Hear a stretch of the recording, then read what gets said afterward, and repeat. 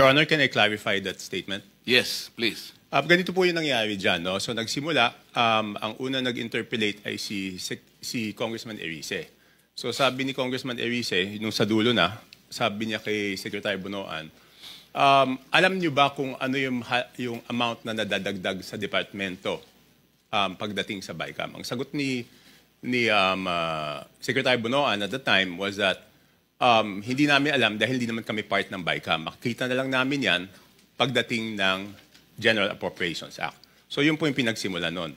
So ang sabi ni Congressman Erice nun, since hindi po alam ni Secretary Bonoan, ang taong dapat tanungin ay si Congressman Saldico.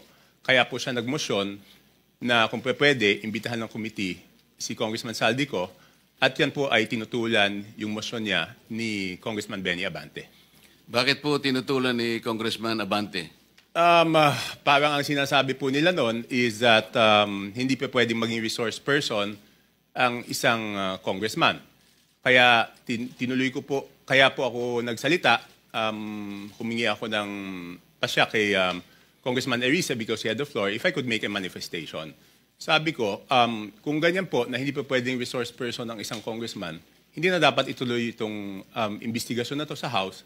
Kasi sabi nung chairman nung una, walang sasantuhin. Kahit congressman, kahit senador, kahit sino. Eh kung hindi po pa pwedeng mag-testify under oath o hindi pa pwedeng resource person ang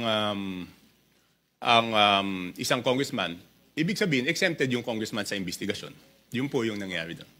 Bakit po napaka-importante, bakit po napakahalaga na kailangang malaman po natin kung sino-sino yung mga taong responsable doon sa pagbibigay ng insertions po doon sa BICAM o kahit na sa iba pang mga sessions po? Kasi kami po, ako po, hindi ako member ng BICAM, no? So natuklasan na lang namin ito noong, ako nalaman ko lang yan, I think March 24. March 24 ko na lang nalaman na ganun kalaki. Kala natin nung una, PhilHealth lang binawasan, DepEd lang.